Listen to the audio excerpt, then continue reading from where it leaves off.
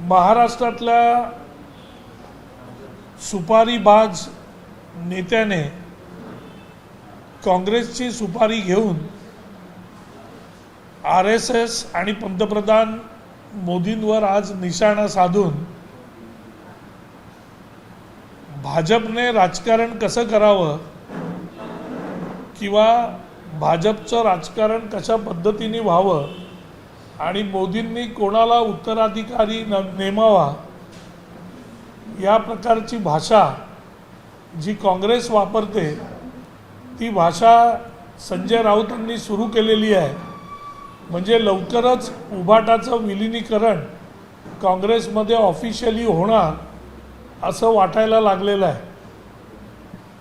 त्यांनी ती सुरुवात करून बापाची भूमिका कोणाची आहे याबद्दलचं जे वक्तव्य केलं आहे आणि भाजपने मुघल संस्कृतीप्रमाणे निवड केली मोदींची असं ते जे म्हणतायत, तर मला असं वाटतं की त्यांनी निवड करण्याचे जे प्रकार आहेत ते आदरणीय मुख्यमंत्री देवेंद्र फडणवीसांनी बरोबर सांगितलं की वडील जिवंत असताना उत्तराधिकारी नेमण्याची घाई भारतीय संस्कृतीत कोण करत नाही, पण वडील जिवंत असताना ती घाई काही पक्षामध्ये झालेली आहे।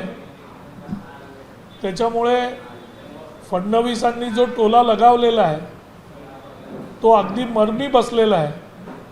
त्याच्यामुळे सुपारीबाज राऊतांचं पित्त खवळून बाप कोण आणि कोणाचा बाप हे बोलायला त्यांनी सुरुवात केली। पण त्यांनी हे बघितलं पाहिजे की मुघल संस्कृती जी म्हणतात की वडील जिवंत असताना मुलाची नेमणूक किंवा वडील जिवंत असताना वारसदाराची नेमणूक, हे जे त्यांनी स्वतः सांगितलेलं आहे की ही मुघल संस्कृती आहे, मग ही मुघल संस्कृती त्यांच्या पूर्वीच्या पक्षात कशी काय झाली आणि कोणाच्या हट्टामुळे झाली किंवा सत्तेच्या राजकारणाच्या हट्टामुळे हिंदू हृदय सम्राट बाळासाहेब ठाकरेंना ती करावी लागली, याचा विचार राऊतांनी करणं गरजेचं आहे।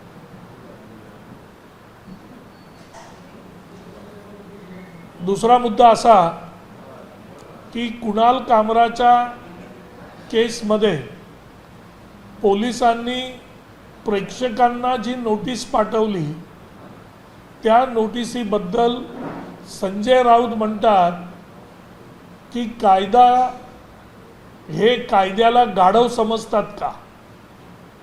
मला असं म्हणायचं आहे की संजय राऊतांसारख्या गाढवाला कायदा कळत नाही। कायद्याला गाढव समजत नाही आम्ही, पण गाढवांना कायदा कळत नाही। कारण जी नोटीस पाठवली आहे पोलिसांनी, तर एखादा गुन्ह्याची नोंद केल्यानंतर तिथे उपस्थित असलेल्या लोकांची तुम्हाला साक्षीदार म्हणून त्यांचा जबाब नोंदून घ्यावा लागतो, त्यांची चौकशी करावी लागते, त्यांचा जबाब त्याला जोडावा लागतो, जरी इलेक्ट्रॉनिक पुरावे असले तरी। त्याच्यामुळे हे रूटीन आहे। तिथे उपस्थित असलेल्या एखाद्या गुन्ह्याच्या ठिकाणी उपस्थित असलेल्या लोकांचा जबाब हा त्यांना समन्स पाठवून घ्यावा लागतो, हा कायदा आहे। पण गाढवांना कायदा समजतच नाही, त्याच्यामुळे त्याच्याबद्दल काय बोलणार, ही परिस्थिती आता उपलब्ध झालेली आहे। ABP माझा, उघडा डोळे बघा नीट।